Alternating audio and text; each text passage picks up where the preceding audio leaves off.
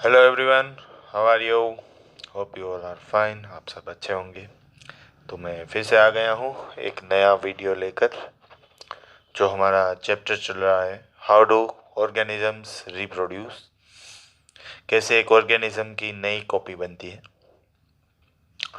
उसका ये part 6 video है। It is the part 6 video for the same chapter. And today mainly we will cover about puberty and menstruation. Okay, students, so what is the meaning of puberty, how it take place, or what is the phases of puberty, what is menstrual cycle, and how it is important. Okay, so these points will be discussed in today's video. So watch this video till the end. So now let's start the video. So as you can see, the puberty is a phase in life cycle of human being which marks the onset and attainment of sexual maturity. तो puberty एक ऐसा phase है जहां से एक body, जो human body है, उसमें सेक्सुअल मैच्योरिटी आना स्टार्ट हो जाता है। क्या आना स्टार्ट हो जाता है स्टूडेंट्स? Sexual maturity. ठीक है, तो वो गर्ल्स और बॉयज दोनों में अलग अलग एज में आना स्टार्ट होता है। गर्ल्स में थोड़ा जल्दी आ जाता है, 10 to 14 ईयर्स में के बीच में, या फिर 10 ईयर्स या 14 ईयर्स या उनके बीच में प्यूबर्टी आ सकता है। बॉयज में 16 ईयर से आ सकता है। कहाँ तक हो सकता है, मतलब ये कहाँ तक परसिस्ट होता है? तो फिर से गर्ल्स में वो 18 ईयर्स तक ही रहता है और बॉयज है उसमें 19 ईयर्स तक रहेगा। Since the year during puberty and in teens, hence this phase is also called teenage. तो जनरली प्यूबर्टी स्टार्ट भी टीन से होता है, मतलब कि जब भी एज में नाम में टीन आता है तब से ही प्यूबर्टी स्टार्ट हो जाता है। तो जनरली हम गिन सकते हैं कि 13 से लेकर 19 तक प्यूबर्टी फेज है, इसलिए इसको टीनेज भी बोला जाता है। ठीक है, बहुत ही सिंपल है। अब जो मेजर क्वेश्चन एग्जाम में पूछा जाता है वो ये है कि क्या क्या चेंजेस आ सकते हैं बॉयज के बॉडी में या फिर गर्ल्स के बॉडी में। तो पहले हम बॉयज के बॉडी के चेंजेस के बारे में पढ़ेंगे और उसके बाद गर्ल्स के बॉडी चेंजेस के बारे में पढ़ेंगे।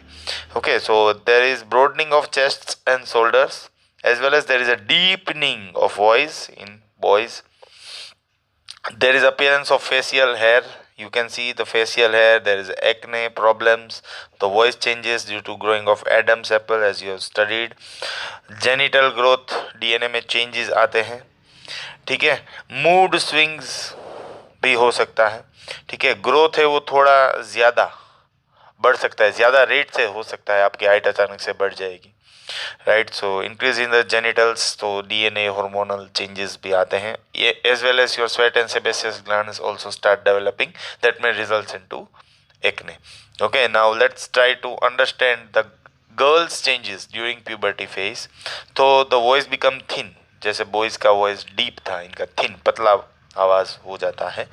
Shoulders and hip are rounded, breasts get enlarged, hair grows under armpit, armpit में hairs ग्रो होना स्टार्ट हो जाएंगे। प्यूबिक रीजियन, जो वेस्ट के नीचे का पार्ट है, उसमें हेयर आना स्टार्ट हो जाएगा और मेंस्ट्रुएशन साइकिल है वो भी स्टार्ट हो जाएगी। ठीक है, मेंस्ट्रुएशन साइकिल क्या है वो हम अभी इसके बाद पढ़ने वाले हैं यही वीडियो में। ठीक है, तो ये सभी चेंजेस यहाँ पे दिए हैं। ग्रोथ फटाफट होगी, एक्ने का प्रॉब्लम होगा, मेंस्ट्रुअल साइकिल होगा। ठीक है, प्यूबिक रीजियन में हेयर आना स्टार्ट हो जाएगा। Now let's move to the next topic, that is sexual dimorphism. So student, sexual dimorphism is a physical dissimilarity is found in the two bodies of a particular species. ठीक है, sexual dimorphism क्या है कि reproduction process होने के बाद अगर दो बॉडी में फिजिकली चेंजेस है, मतलब सिमिलैरिटीज नहीं है, तो उसको हम बोल सकते हैं सेक्सुअल डायमॉर्फिज्म। जैसे आप देख सकते हो ह्यूमंस का, गोरिल्ला का, फिशेस का दिखाया है। ठीक है स्टूडेंट्स, आगे जाते हैं। Secondary sexual character feature which highlight sexual dimorphism. ये जो ब्रेस्ट होते हैं यहाँ पे चेस्ट पोर्शन होता है, ठीक है, यहाँ पे टेस्टिस होती है, यहाँ पे ओवेरीज होता है। तो ये सेकेंडरी सेक्सुअल कैरेक्टरिस्टिक से दो सेक्स को अगर आप अलग कर सकते हो, मेल और फीमेल को, तो उसको सेक्सुअल डाइमॉर्फिज्म बोला जाता है।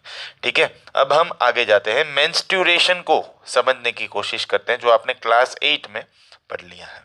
So menstruation is a process in which sexually mature girls or a woman's body release a small amount of blood and tissue through her vagina. तो ब्लड का फ्लो होता है स्टूडेंट्स, ठीक है, फीमेल बॉडी या फिर कोई भी विमेन की बॉडी में, तो उसको हम मेंस्ट्रुएशन बोलते हैं।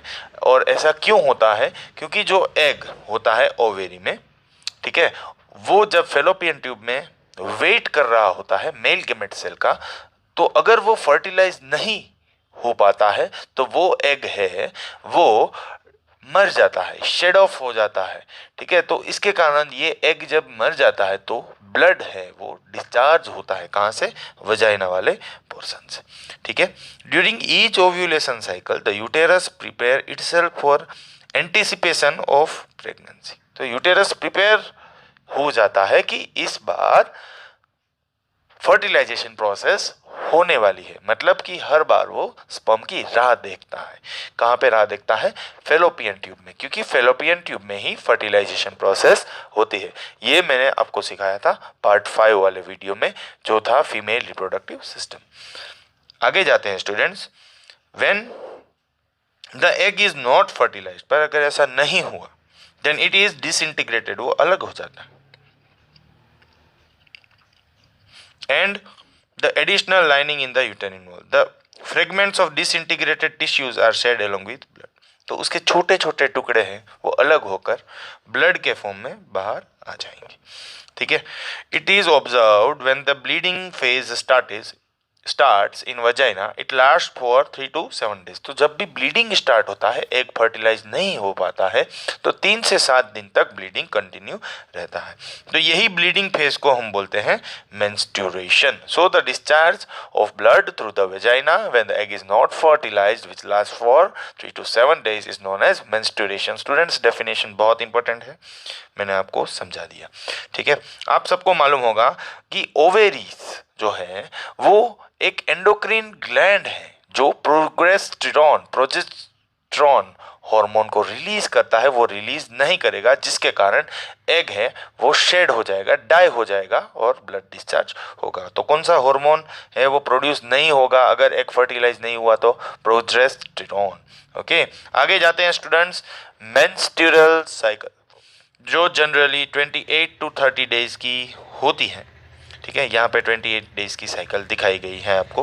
तो आप ये पूरा पाई चार्ट को समझने की कोशिश करेंगे तो मेंस्ट्रुएशन जो है 1 to 7 डेज तक रहता है जब ब्लीडिंग स्टार्ट हो जाता है। अगर ये फेज में फर्टिलाइजेशन नहीं हुआ तो यहाँ पे फर्स्ट डे होगा, जो 28 के बाद फर्स्ट डे होगा, उसमें ये एग है वो शेड ऑफ होकर मेंस्ट्रुएशन फेज में चला जाएगा। ठीक है, तो जैसे ही ये मेंस्ट्रुएशन खत्म हो जाएगा, उसके बाद स्टूडेंट्स 11 से लेकर 17 डेज तक अगर आप कंसिडर करो तो ये ओव्यूलेशन पीरियड होता है, मतलब कि ओवेरी में से एग रिलीज होकर फेलोपियन ट्यूब में एंटिसिपेशन ऑफ प्रेगनेंसी के लिए राह देखता है। ठीक है, egg is waiting for the sperm to fertilise and to form a zygote. Okay, तो ये ओव्यूलेशन फेज में ये सब चीज़ें होती हैं। ओके, तो और ये पूरी 28 डेज की जो साइकिल है, मतलब कि जिसमें मेंस्ट्रुएशन साइकिल भी आ जाती है और ओव्यूलेशन साइकिल भी आ जाती है, उसको हम बोलते हैं मेंस्ट्रुअल साइकिल। कितने दिन की होती है? 28 to 30 डेज। पहले मेंस्ट्रुअल फ्लो को बोलते हैं मेनार्क, सबसे पहला दिन या फिर पहली बार एक गर्ल की लाइफ में मेंस्ट्रुएशन होता है, उसको मेनार्क बोलते हैं। और एट लास्ट जब ये मेंस्ट्रुएशन साइकिल या फिर प्रोसेस स्टॉप हो जाती है तो उसको बोलते हैं मेनोपॉज। ठीक है, और वो होता है 40s की एज में। तो होपफुली स्टूडेंट्स आपको ये पूरा वीडियो अच्छे से और डीपली समझ में आ गया होगा, जो आपके लाइफ में भी काम आ सकता है आगे जाकर। So thank you for watching the video, और चैनल को सब्सक्राइब कर दीजिए और लाइक कर दीजिए और सपोर्ट बनाए रखिए। Thank you for watching the video.